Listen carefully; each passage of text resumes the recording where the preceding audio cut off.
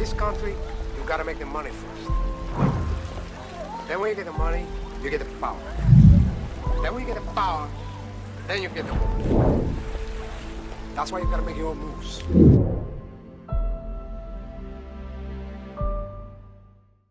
Woo, what's happening, YouTube? It's your boy Sai checking back in. All right, baby, shout out, man. First thing first, I gotta acknowledge, man, the subscribers, the followers, and the fans that's been with me since last year, man. You see, if you was with me last year, you see me now, we moving on up. We moving on up to the east side. Shout out, baby. No, I really appreciate that love. That love and that support for the people that's been rocking with me since I came home from prison last year. All right, baby, before I get into today's story though, y'all listen up. I need 4 more families, man. So I told y'all in my last video, I had a special subscriber, man, that sent $500 to feed 10 families this year for Thanksgiving. I asked y'all to send me an email, man. Where y'all at, people? I only got 6 emails, man. I need 4 more families to feed in Dallas this year. So if you're from the Dallas area, man, hit me up ASAP with an email. I'm sending a turkey and, you know, a bunch of sides, you feel me, just to feed your family this year, you feel me. If you eat ham, you gotta buy that shit yourself. But once again, special shout out to Chill Will for that gift of love, feeding 10 families this year for Thanksgiving with everything that's been happening, you know, the COVID-19 and people losing their jobs, man. We need more people to step up like that. All right, baby, so today we jumping into today's story, man. I'm always talking about prison stories and other people's shit, you know, what I've seen and shit. So I'm gonna strictly talk about myself today. So a lot of people know I have a prison channel, but believe it or not, a lot of people don't know why I went to prison, don't know nothing really about my background. So I'm gonna give y'all a little story today. Not from juvenile, but from adulthood and up. So I think it was like I was 16 or 17. And I was already in juvenile prison. I had did like a year and some change. I was just now getting out before my 18th birthday. I was 17. I was just now getting out before my 18th birthday, man. I get out of juvenile. So I get out of juvenile. Y'all know how it is when you coming home from doing time. You want to change. You want to do the right thing. Especially I'm still a kid too. So I'm 17 getting out.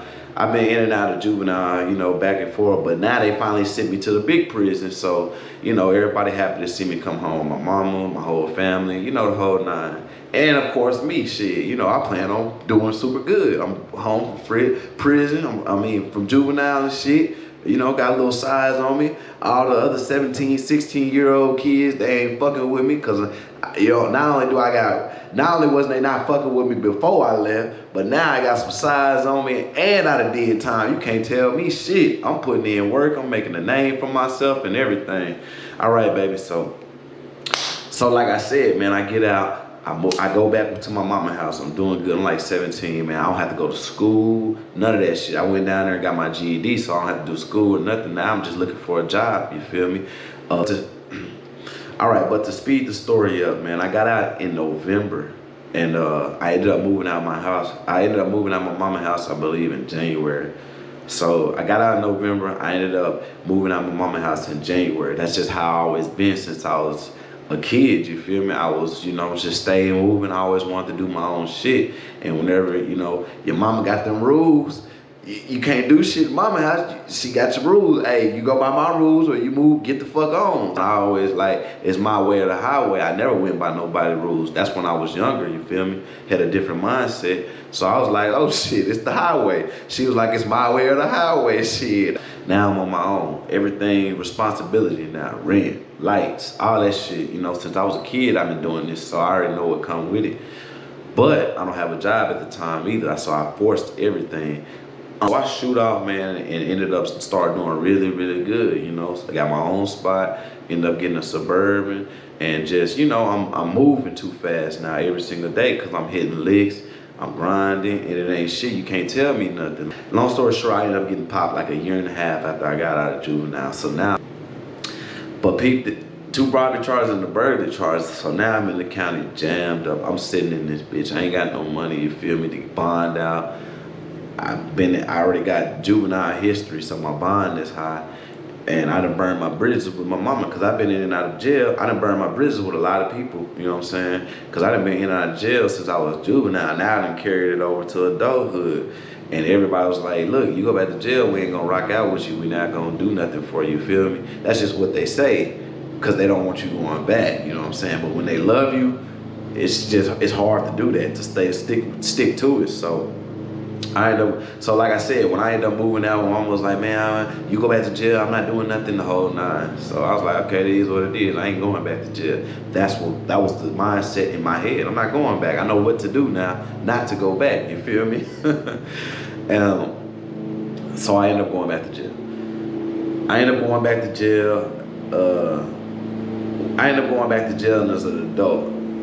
The whole family was there every step of the way, man. Even though everybody was like, shit, we ain't gonna help you, we ain't gonna do nothing. Everybody was there the whole step of the way, man. Long story short, I had a lot of support. I had a good lawyer and a bunch of, long story short, I had a lot of good shit going for me in my favor, you feel me?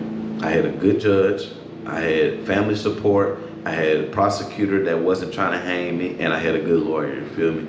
All 4 things worked out in my favor, and I ended up getting 10 years probation for 3 felonies. My lawyer, we all ended up working something out. Lawyer, judge, prosecutor, everybody. The deal was, instead of me doing time, they're gonna send me to prison. It's called shock probation. They're gonna send me to prison for 6 months. They're gonna give me a 10-year sentence and send me to prison for 6 months. If I do good in 6 months, the judge will reverse that sentence and let me come home, and I just have to finish out the rest on probation, you feel me? That was what the deal was worked out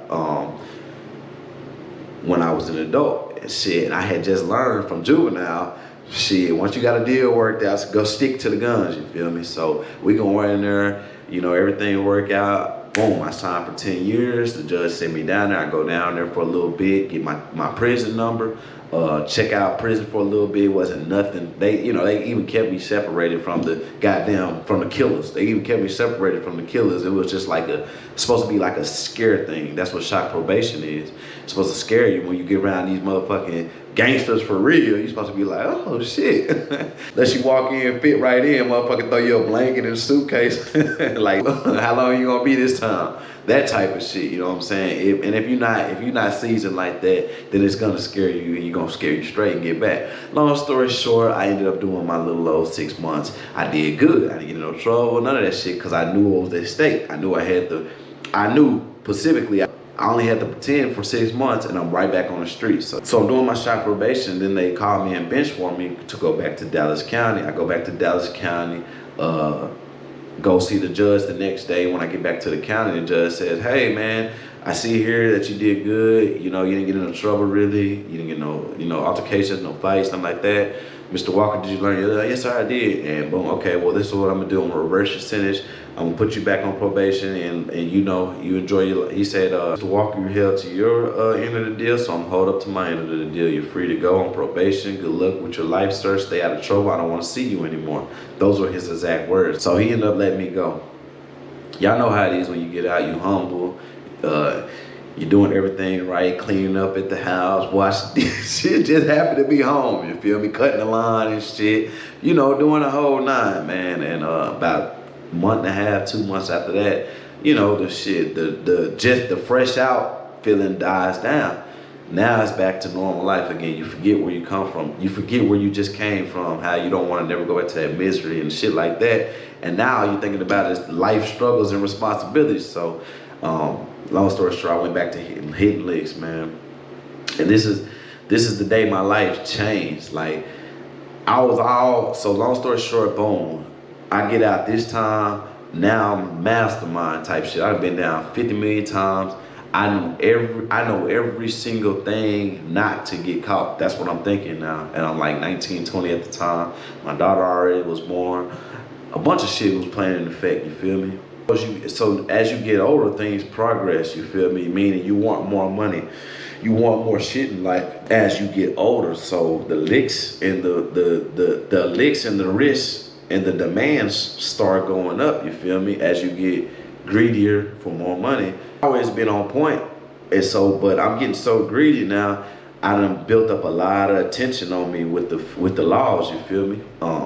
It got to a point so bad in my life where no matter where I went, who I lived with, whoever was with me was being watched.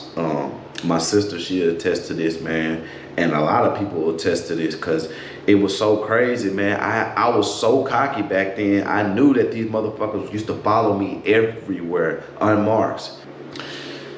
I almost hit a lick while the laws were watching me. That's a story for Patreon. I done peep game now. After about a month, I'm peeping game. I see everywhere. Every time I leave, sometimes I used to get up at like 5:30. Sometimes I used to get up at like 6:30 in the morning just to leave, just to try to beat them.